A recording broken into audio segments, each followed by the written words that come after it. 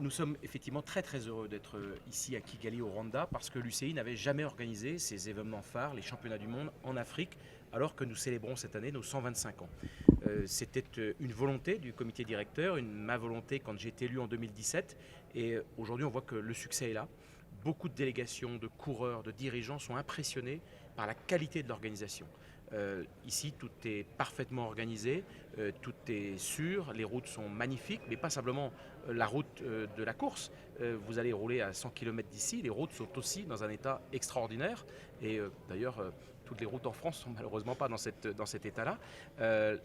L'enthousiasme est là, la perfection est là, et puis la manière dont tout est dessiné, le site est magnifique.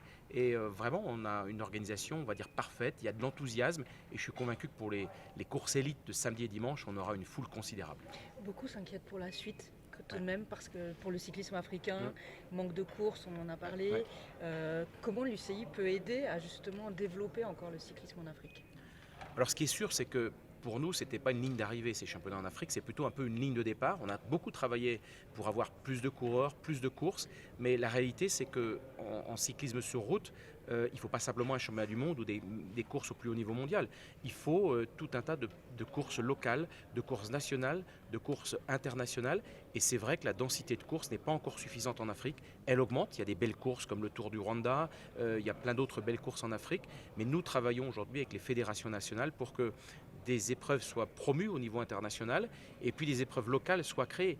Il n'y aura pas de champion s'il n'y a pas non plus les courses sur lesquelles on a tous débuté finalement. Les petites courses locales, elles sont ô combien importantes. Justement, les écoles de vélo, elles ne sont pas très développées en Afrique. Est-ce que ce n'est pas le point de départ? Si le point de départ, il est aussi de bien structurer en fait nos fédérations nationales. Nous avons 54 fédérations nationales, toutes avec l'envie de bien faire, parfois un manque de moyens, mais parfois un manque aussi de structuration finalement. Et c'est ce que nous faisons avec le Centre mondial du cyclisme. On travaille avec nos fédérations pour les aider d'abord à avoir un peu une vision de ce qu'ils veulent faire, comment on peut les aider à la mettre en œuvre, comment on peut aussi amener des vélos, parce que souvent il y a aussi un vrai problème d'accès aux vélos. Il y a des pays sur lesquels il n'y a même pas un marchand de cycle.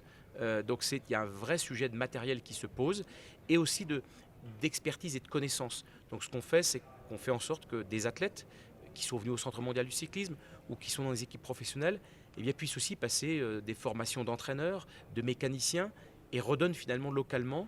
Parce que s'il n'y a pas cette expertise, on peut avoir de la bonne volonté, mais si ce n'est pas structuré sans expertise, c'est compliqué.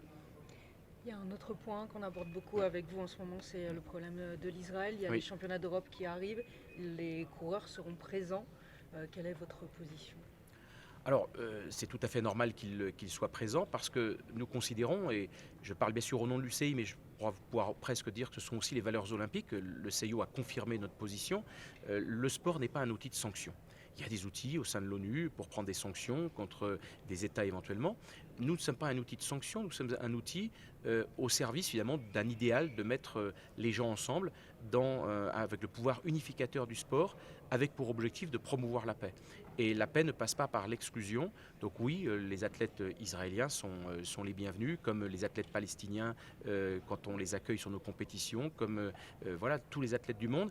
C'est vraiment le pouvoir du mouvement olympique. Regardez les Jeux olympiques de Paris, tous les pays étaient présents. Alors les athlètes russes ont concouru sous une bannière neutre, mais ils étaient quand même présents et on considère qu'un athlète ne doit pas être privé de pouvoir participer à une compétition. Oui, mais quand la sécurité des événements n'est plus assurée. Ouais. Alors là, c'est un autre sujet.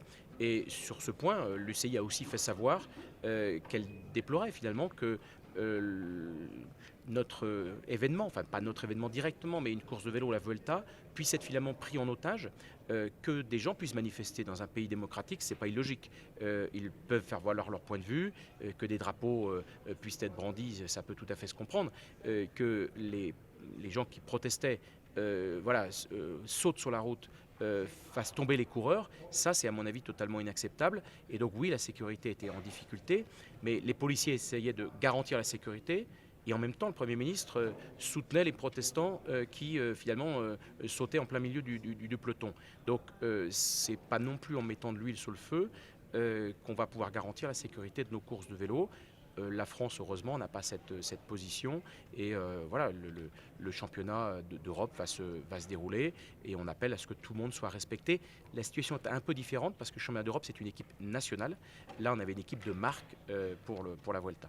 Vous êtes inquiet d'ailleurs par rapport à l'avenir, par rapport à ça, ou en tout cas, voilà, vous serez très attentif à ce que les différents pays, leur position par rapport aux courses de vélo? Alors, ce qui est certain, c'est que ça montre une certaine vulnérabilité du cyclisme, mais qui n'est pas finalement propre à ce sujet aujourd'hui de Gaza, et on sait la situation terrible que les gens vivent là-bas. Demain, on peut arrêter une course de vélo pour bien d'autres raisons. Ça s'est déjà passé dans le temps. Souvenez-vous, cette manifestation à Valence où voilà, les manifestants avaient arrêté le Tour de France et Bernard Hinault avait été castagné avec les manifestants. Les manifestants doivent pouvoir exprimer dans une démocratie parfois des différences, mais on ne doit pas stopper les courses de vélo. Donc ça a montré quand même une vulnérabilité. Aujourd'hui, c'est pour la situation tragique de Gaza, mais demain, ça pourrait être pour bien d'autres sujets. Donc nous aussi, on dit, nous ne sommes pas un territoire où on doit bloquer nos compétitions pour les causes, quelles qu'elles soient et aussi importantes soient-elles. Il y a certains qui déplorent un deux poids, deux mesures par rapport à, pour être clair, Russie-Israël. Vous en avez parlé en anglais, quelle est votre position là-dessus? Alors, la position pour nous est très claire. D'abord, pourquoi le comité olympique russe est suspendu? Le comité olympique russe aujourd'hui est suspendu parce que dans ses statuts, il a incorporé des 4 oblasts qui appartiennent à l'Ukraine et qui sont internationalement reconnus par l'Ukraine. C'est la raison pour laquelle la Russie est aujourd'hui suspendue par le CIO. Ça n'est pas directement parce qu'il y a la guerre. Sinon, il y aurait beaucoup plus de pays, malheureusement, dans le monde qui seraient en fait suspendus. Donc, c'est quand même une nuance qu'il faut rappeler et dire que le rôle du sport, c'est plutôt d'amener les gens ensemble et qu'on n'est pas en fait un outil de sanction. Et la Russie aussi avait été suspendue initialement.